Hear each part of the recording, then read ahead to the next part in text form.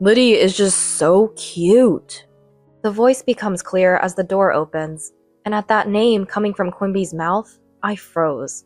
I wondered who it could be, but hearing that name confirmed it. The woman's voice was indeed my sister Liddy's. Quimby foolishly kept calling Liddy's name over and over.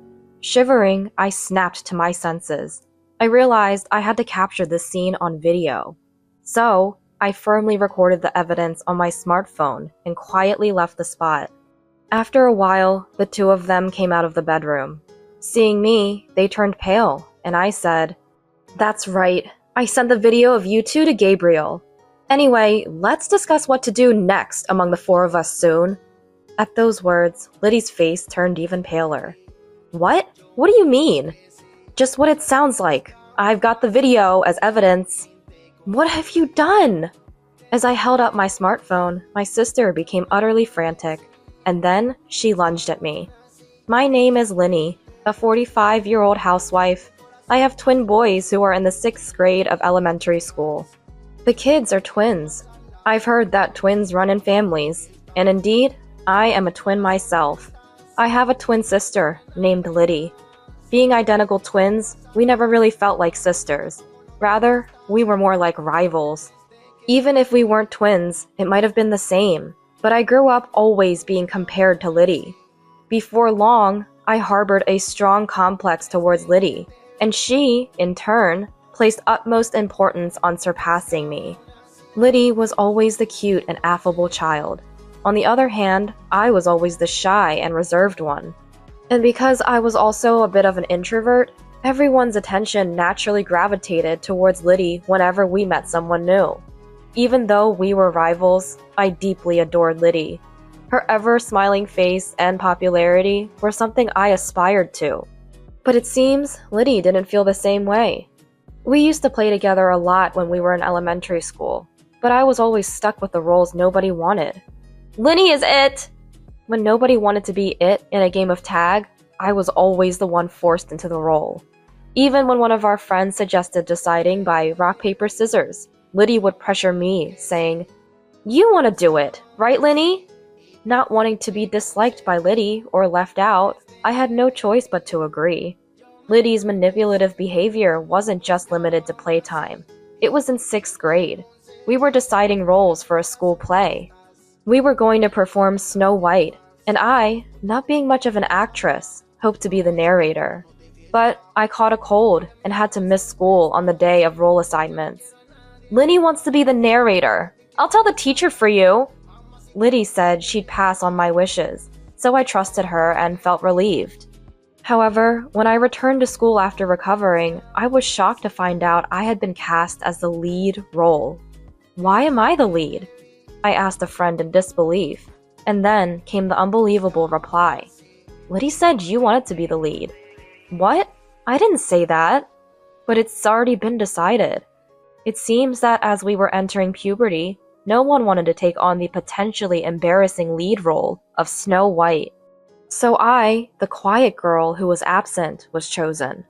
The teacher found it odd that I, usually so reserved, had expressed a desire to take the lead role. Did Linny really say that? The teacher had even checked with Liddy. "Truly, she wants to, but she's too shy to volunteer. Please, let this be an opportunity for Linny to shine." But Liddy recommended me as if it was all in my best interest. I cried, insisting I couldn't do it, and didn't want to. However, everyone else's roles had already been assigned. Chastised by teachers and parents alike, I somehow managed to pull through. Thanks to that effort, the play was a huge success. Teachers, parents, and friends all praised me. But amidst all this, only Liddy looked on displeased. Anyone could have done that. Getting all that praise for such a little thing is just silly. And so she began to openly resent me. That was the moment I truly felt Liddy's dislike. After that, she stopped inviting me to play. At first, it was painful, but once I realized I was no longer being forced into unpleasant roles, I made other friends and started enjoying myself. In middle school, many didn't even know Liddy and I were twins. We had become so distant, hardly speaking at school, and didn't look alike at all. We requested not to be in the same class, and I was enjoying my own life. But then, one day, as I was studying for high school entrance exams, Liddy approached me. Studying? Have you decided which high school you're applying to? Yeah, thinking of going for A high school. A high school was the newest and closest school to our house, boasting a competitive entrance difficulty. I had been working hard for 3 years because I really wanted to get into that school. But Liddy, unaware of my efforts, laughed when she heard my choice of high school. A high school? You've gotta be kidding, right? Why don't you just go to B high school with me? It sounds like you wouldn't even need to study much for that. Liddy always managed to bend me to her will, but I didn't want her dictating my choice of high school too. For the first time, I stood up to her. I've decided to go to A high school. You don't know if it's impossible for me. If you don't want to study, that's fine, but don't get in my way. I turned away from her and went back to my textbook. What? That tone to your older sister? Angered by my response, Liddy grabbed my textbook and threw it on the floor. What are you doing? Even if you study, it's a waste, you know. You're destined to be my slave and go to B high school together. That day, we ended up in a physical fight. Our parents came running when they heard the commotion and pulled us apart. But by then, my textbook was torn to pieces. But more than that, my heart was shattered by hearing Liddy's true feelings about me. To Liddy, I was just a convenient target for all the unpleasant things. Realizing that Liddy saw me as her slave was a clear awakening, but I didn't give up on studying. Fortunately, my parents contacted the school for me, and I got a new textbook. With my parents' support, Liddy no longer interfered with my studies, and I was able to dedicate myself to them and successfully got into my chosen school. As she had initially declared, Liddy barely studied for the exams and went on to B high school. Thus, we went to different high schools, pursued our education at different universities, and eventually started our careers. As an adult, I began living on my own. And that's when I met a man. He was my husband, Quimby. Quimby and I were hired at the same time and felt a closeness because we were from the same area. When he asked me out, I felt like I was dreaming. I actually like you, Linny. I'd be happy if you'd go out with me. Hearing those words made me incredibly happy. I had feelings for Quimby too, but I had never had the courage to admit such feelings openly. I wasn't pretty like Liddy, and having had almost no experience with love during my school days, I could hardly believe he felt the same way about me. I'd be happy to. Thank you. Being in a relationship for the first time made me feel overjoyed. Since we started dating, I've been doing my best to make him happy, cooking meals and preparing lunch boxes for him. Quimby started visiting my apartment more often, and we began a life almost like we were living together. Linny, I'll cook dinner tonight. But it wasn't just me doing things for him. Quimby was also very cooperative with household chores. Doing chores together was fun, and I began to think we could make a good married couple. 3 years into our relationship, we decided to get married. I was overjoyed and very happy about it, but there was one thing that worried me. You're a twin, right? I'd like to meet your sister. Quimby brought it up. During the 3 years we were dating, I had told him that I have a twin sister, but I had never introduced him to Liddy. I hadn't even told her about having a boyfriend.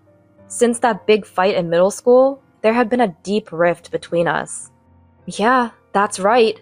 But if we were getting married, it was inevitable that Liddy and Quimby would meet. The thought of how Liddy might scorn us made me anxious, but I knew I had to introduce them at some point. What? Married? Since when? And when I finally called Liddy, after a long time, she seemed surprised by my news and raised her voice. I had told my parents, but it seems Liddy hadn't heard about it yet. She sounded like this was news to her. Yeah, and I want to introduce Liddy to the man I'm going to marry. I'm busy, you know. Well, if you insist, I guess I could meet him. Liddy was as condescending as ever, so I asked her to make some time for us. Liddy hadn't changed since we were kids. I figured I had to be the adult and humble myself. We went back home to meet Liddy on her day off. Quimby suggested we all have a meal together with our parents, so we arranged to meet at a restaurant. And then, on the day we went to the restaurant, but even when the time came, Liddy didn't show up. Liddy's late. I thought she said she'd be on time. Sorry, Quimby. Don't worry about it. She'll show up eventually. Let's just wait a bit longer. Both my parents and I felt bad for keeping Quimby waiting. 15 minutes past the scheduled time, Liddy showed up in a flashy dress. Sorry, did you wait? We did. What's with the outfit? Well, it's kind of like a meet and greet, right? Thought I should dress up. I couldn't help but be exasperated by her. Not just me, but our parents just gave a wry smile. If she knew it was a meet and greet, I wish she hadn't been late without even messaging. Especially not for the sake of getting dressed up. Seemed immature for an adult. But wanting to keep the peace, I swallowed my words. We introduced Liddy and Quimby to each other. Wow, Linny, you've snagged a good-looking one. Working at the same place means he must be earning well. Liddy made several rude remarks to Quimby on their first meeting. What do you do in your free time? With Linny? No, before you started dating Linny. She grilled Quimby like it was a speed dating session. Despite our parents' attempts to stop her, Liddy kept going, saying, It's fine, I want to know what kind of man Linny's husband will be. Quimby was gracious, saying, Don't worry about it, and entertained Liddy throughout. By the end of the meal, I was exhausted and sighing. However, it didn't end there. Liddy's quite the character, huh? Opposite of Linny. I always say we're the least alike twins ever. When I responded with a forced smile, Quimby said, Maybe you should take a leaf out of Liddy's book. She's always smiling, good at conversation, and cute. If I'd met her first. I was shocked at what he meant. I had told him about my discomfort with Liddy. To hear him say this, knowing that, was deeply shocking. Why don't you marry Liddy then? She even said you were handsome. When I snapped back like that, he hurriedly apologized. Sorry, it was just a joke. I'm glad I met Linny, and I don't have any special feelings for Liddy. Then you shouldn't say things that praise Liddy and put me down. It was a joke! Quimby apologized like that. I was shocked, but I wasn't going to call off our engagement over something like this. I just hoped he understood. Right after that, he said, But Liddy is a nice girl. It's not good to be jealous of your sister. Let's all get along as a family now. We're adults. Things are different than they were. I had my reservations, but I knew our parents wanted Linny and me to get along, but I wanted Quimby to be on my side. Why was he trying to bring me and Liddy closer? But it's not like we'd be interacting much anyway. Arguing seemed too troublesome, so I just nodded along to Quimby's words. A few days later, I got a message from Liddy. Isn't Quimby too good for you? Should I take him off your hands? I was chilled by her message. What are you talking about? I replied instinctively, and she called immediately. Just what I said. It's unbelievable someone as dull as Linny will get married before me. Liddy insulted me over the phone and laughed. He's high-earning and well-educated. Why not hand him over to me? We're twins. We've always shared everything. Don't say stupid things. I yelled back at Liddy. I couldn't stand Quimby being treated like an object, nor the notion that we had always shared everything. That's ridiculous. I was always just someone for Liddy to dump the things she didn't want on. That night, I told Quimby about this, warning him to be careful around Liddy. But Quimby seemed to take it lightly, laughing off my words. It's nice to be liked that much. Don't worry, Liddy's not serious. It's not funny. You don't know what Liddy might do. Do you doubt my feelings? It's okay because I said it's okay. Despite him being such a wonderful person, I felt like Quimby had changed after meeting Liddy. Quimby would affirm everything when it came to Liddy, just because she's my sister. Other than that, he was the same wonderful partner as always, but I was dissatisfied with how he changed whenever Liddy was involved. Don't worry so much. But as Quimby said, if he himself didn't sway, there was nothing Liddy could do. Feeling unsettled by her words was proof I hadn't fully trusted Quimby. So, I was admonished. Indeed, he was right. I decided to trust Quimby and ignore Liddy's words. Even afterward, Liddy sent me spiteful messages, but I never replied. Fortunately, Liddy didn't interfere with us, and I prayed we could become wonderful sisters while leading a happy married life. Years went by. After I turned 40, my parents told me that Liddy had gotten married. By then, I had blocked her and wasn't in contact. Although we occasionally saw each other at our parents' home, Liddy would insult me. Being nearly 40 and still unmarried, Liddy had become resentful towards me, and it seemed she was avoiding me as well. I thought Liddy, being quite picky, wouldn't marry, but I was genuinely glad for her when I heard she had found someone. I realized how terrible I had been when Liddy got married, only after I got married myself. Moreover, through my parents, Liddy apologized to me. After that, we started communicating again. Indeed, Liddy had changed, becoming much calmer than before. It was as if she had returned to the Liddy I once loved. I never thought the day would come when Liddy and I could laugh together again, so I was very happy. Liddy even introduced me to her husband. He was about 5 years our senior, named Gabriel. He seemed to care for Liddy deeply, which reassured me. Having both married, Liddy and I became closer. Our parents were very happy to see us getting along. I wanted to make up for the time we had spent apart. Then, a few years later, something happened. I became ill at work and had to leave early. I wanted to inform Quimby, but he was out on business, so I left a message with a colleague. I went straight home. Upon entering the house, I immediately sensed something was off. It felt like there was someone inside, even though the house was supposed to be empty. Could it be a burglar? That thought flashed through my mind as I quietly entered. Listening closely, I could hear noises and voices coming from the bedroom. As I stood silently in front of the bedroom, I recognized Quimby's voice coming from inside, but I couldn't bring myself to speak up. The nature of his voice drained the blood from my face. It was unmistakably the sound of an intimate moment. The creaking of the bed confirmed my fears. I didn't need to see inside to know what was happening, and my hands trembled. However, if Quimby was cheating, I had to catch him in the act. With that thought, I carefully opened the door with my smartphone in hand, ready to record. What I saw inside the bedroom was even more shocking. Liddy is really cute, isn't she? The voice became clearer as the door opened. Hearing Quimby say her name, I froze. Now that he mentioned it, the female's voice was indeed Liddy's. Quimby kept foolishly repeating Liddy's name. Trembling, I recorded the scene and quietly left. I sat in the dining area in shock for a while. I was supposed to be home early due to feeling unwell, but that shock made me forget my illness.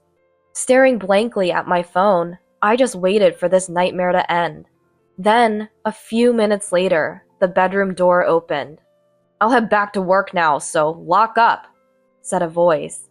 "Okay. It'd be nice if we could live together soon." Hearing this, I hurriedly stood up. Noticing the noise, Quimby and Liddy saw me in the hallway. "Linny, why are you here?" Quimby exclaimed, turning pale. "Why? This is my house, right?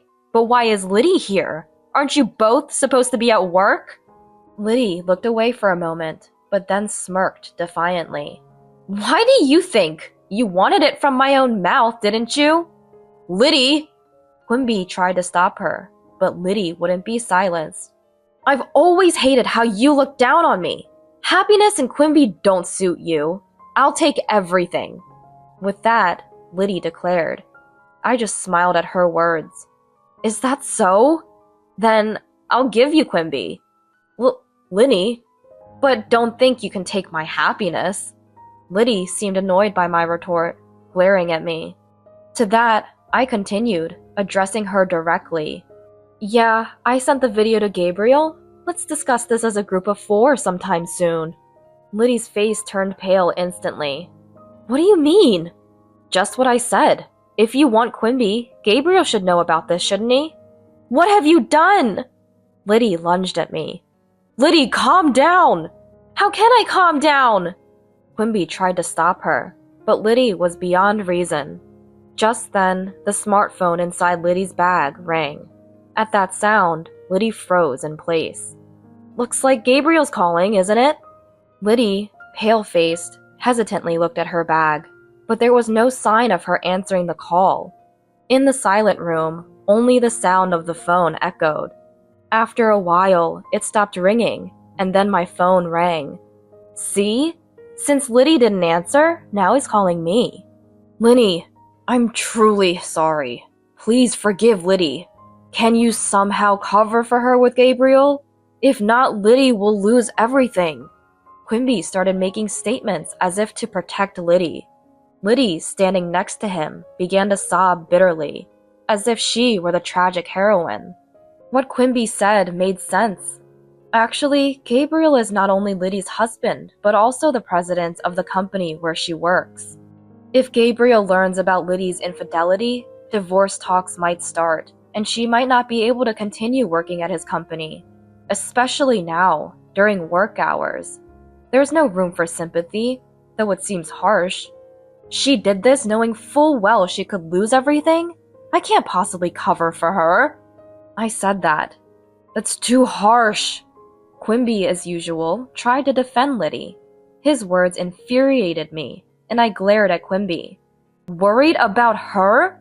Thinking Liddy is the only one who's going to lose her family and job is a huge mistake. At my shout, Quimby flinched, then started sweating profusely. It was as if he suddenly came to his senses, starting to break out in a cold sweat. He must have understood the meaning of my words. Just so you know, I've also sent the video to the company's main email address, including your department and name. What have you done? By then, Gabriel's call had ended. Quimby and Liddy stood frozen with a look of despair.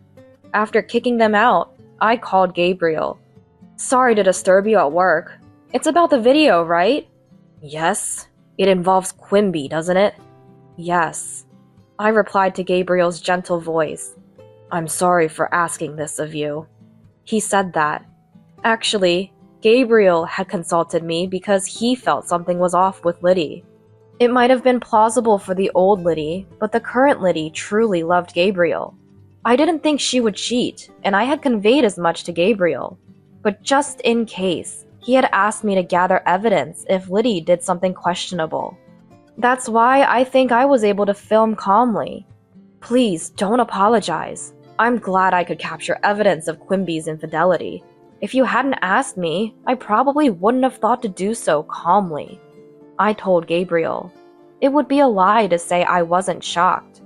It's shocking enough to discover an affair, let alone with one's own sister. I had every right to be angry. My sons will be home soon, so let's talk another time. I told Gabriel and hung up. Tears flowed endlessly, but for my sons and for my own future, I knew I had to be strong. That day, I went about my usual routines, and when the kids had settled down for the night, Quimby came home. Were you with Liddy? I asked him, and Quimby, clearly in a bad mood, snapped back at me. I got called into HR because of you. The decision on my punishment will come later. What are you going to do about this? The way Quimby turned the blame on me, making me out to be the villain despite his actions, made me almost laugh. Crying over such a man was a waste of time. There's nothing to be done. Do as you please. You understand the situation, right? If we divorce, I'm taking the kids. Still want a divorce? His attempt to use our sons as leverage was pathetic, and I told him so. What are you talking about? You think you'll get custody after likely losing your job? Divorce is a foregone conclusion. Stop being ridiculous. Quimby had nothing to say. Of course. Getting caught in adultery during work hours? Dismissal seemed inevitable. Was he still so clueless about the gravity of his actions? If that's the case, then he's incredibly foolish. I'll be leaving tomorrow. Wait a minute. Can't we consider starting over? Can't you forgive just one affair?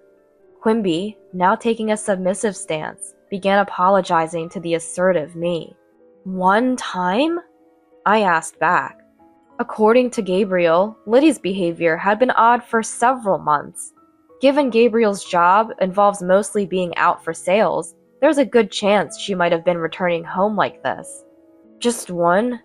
Quimby responded weakly to my question, his eyes darting around. From the lack of confidence in his answer, it was clear it wasn't just once. It felt ridiculous to pursue it any further, so I dropped the subject. The next day, I told my sons about Quimby's infidelity. They are in 6th grade now, old enough to understand that hurting and betraying others is wrong. I apologized for having such a conversation at this sensitive time in their lives, and they said they wanted to talk it over alone and went to their room. After just a few minutes, they came out with their bags packed and said, "We're on your side, Mom." I couldn't help but cry. The boys laughed and comforted me as I apologized again. Then we went back to my parents' house. My parents were speechless when they heard about Liddy and Quimby's actions. Despite being happy that we had become close as sisters again, I felt sorry, but Mom apologized to me, crying. "Liddy hasn't changed after all. I'm sorry for always making you endure her." "Cut ties with both Liddy and Quimby. We will keep our distance from Liddy to the bare minimum," Dad said, and I felt relieved. From that day, I started commuting to work from my parents' home. Quimby, perhaps on suspension, didn't come to the office but called me multiple times instead. Ignoring him as I didn't have time to deal with it, he began to send messages day and night. "I love you, Linny. Let's live happily as a family of 4 again." I was insane. I was just deceived by that woman. "I don't know how to live without you, Linny." Perhaps these were what you'd call Romeo emails. I was almost fooled for a moment, but thanks to my sons laughing uproariously at those messages, I realized how ridiculous they were. However, I couldn't ignore him forever. Eventually, I had to meet him to sign the divorce papers. I made plans to meet Quimby at a cafe on my day off. Choosing to meet at a cafe instead of going home was Gabriel's advice. He said that being in a public place would help keep the conversation calm. When Gabriel and Liddy arrived at the cafe together, Liddy had become so thin in just a few days. She looked like a different person. She must have fallen out of favor with Gabriel. Serves her right. Now, both Liddy and Quimby, please sign the divorce papers. It seemed Liddy was also reluctant to divorce.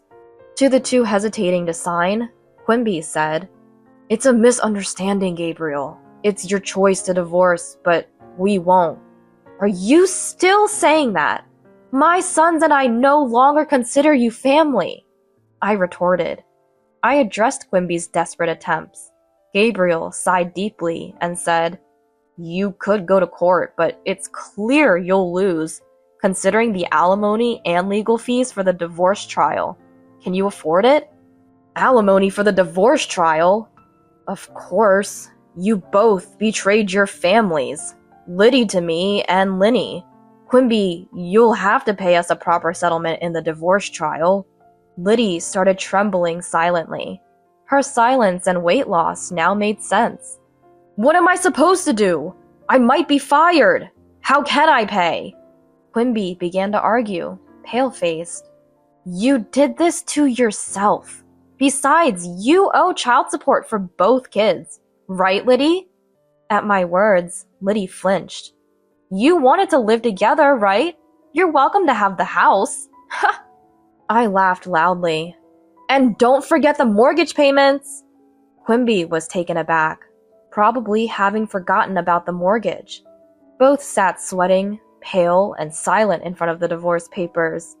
Later, Gabriel introduced me to a lawyer, and I managed to claim alimony and legal fees, and finalized the divorce. Quimby, who had resisted divorce so much, proposed to Liddy immediately after our divorce was finalized. I knew he had liked Liddy from the start. When did their affair turn serious? Hearing this, I felt nothing but disdain. Meanwhile, Liddy, who had genuinely loved Gabriel, was abandoned, and eventually lost her job too. Why did she end up with Quimby, despite loving Gabriel so much? Remaining puzzled, I asked Gabriel about it. He hesitated before revealing. Actually, she started complaining about you a few months ago. Really? Complaining about how you, who were useless, got married and even have kids? It's extravagant, he explained. Could it really be because of that? I wondered. But considering Liddy's personality, it wasn't impossible. Yet, the thought that she went to such lengths just to set me up was horrifying. It was because I thought you might be in danger that I consulted Linny, but I never imagined it would lead to this with Quimby. I'm truly sorry, Gabriel said apologetically. It's okay, it's over now. And Quimby is to blame for taking up Liddy's invitation as well. That concluded our conversation. Gabriel and I agreed to keep in touch for updates on the divorce compensation and legal consultations. According to him, the two burdened with a substantial amount of divorce compensation ended up marrying and living together. Liddy was abandoned by her parents and had nowhere else to go. It seemed she reluctantly accepted Quimby's proposal because she had no family left. From what the lawyer told me, Liddy couldn't accept that she ended up divorcing Gabriel and marrying Quimby, whom she didn't love, because of me. The lawyer mentioned getting hurled with abusive language every time he called her. While I felt sorry for the lawyer, he continued to support me firmly, perhaps because of Gabriel's presence, and I couldn't be more grateful. For a while, we'll still have to make calls to demand the divorce compensation, and it seems I'll continue to rely on their support. 5 years passed. The divorce compensation and child support were being paid on time, and my emotional wounds had largely healed. One day, after a long period of calm, the lawyer contacted me. Liddy says she has something to talk to you about. I refused. Knowing her, it would likely end up with her using me as a verbal punching bag for stress relief. I decided never to trust or forgive Liddy again, and asked the lawyer to convey my refusal. However, Liddy insisted it was urgent, and Quimby also requested a meeting on her behalf. Given their persistence, I reluctantly agreed. However, lacking the courage to meet them alone, I contacted Gabriel, feeling somewhat guilty for doing so after such a long time.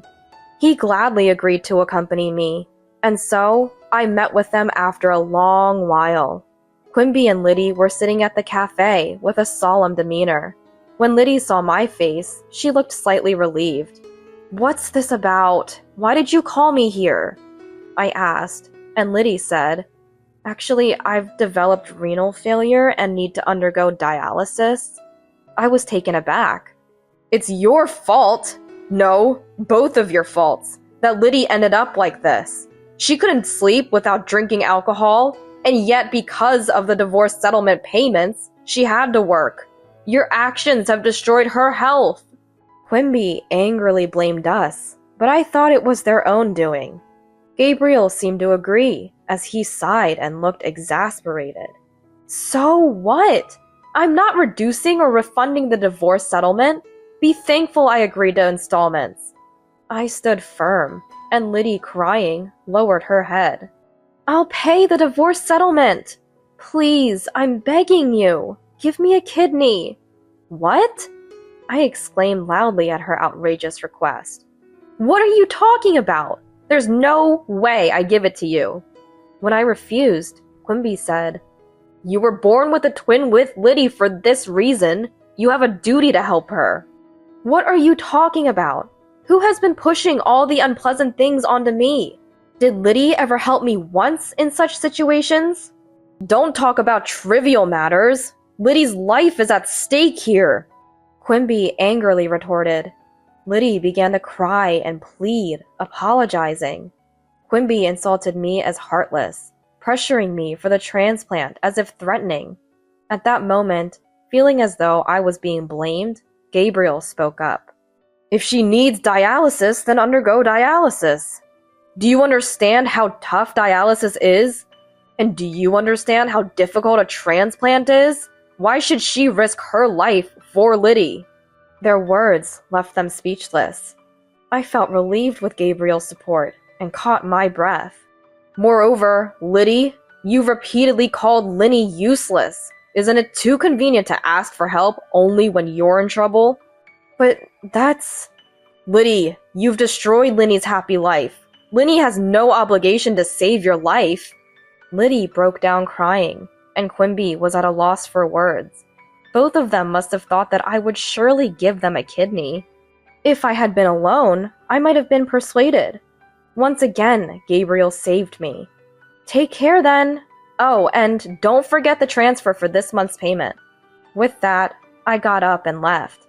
Whether I'm called heartless or a devil, I cannot forgive them both.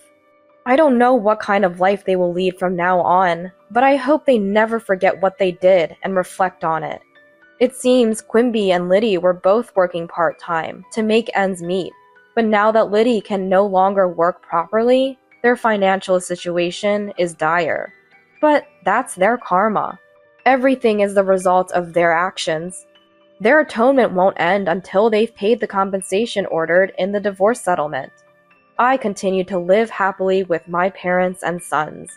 My parents no longer even mention Liddy's name. However, it seems they are happy to see the twins getting along well. It's comforting to see a bond between my sons that Liddy and I never had. I continue to keep in touch with Gabriel frequently. He's a genuinely good person, always thoughtful and considerate. It appears he has developed feelings for me, but I'm not ready to reciprocate them at this time. I don't want to cause any more upset for my sons. But in a few years, when they come of age, I hope to have the chance to think about my own happiness again.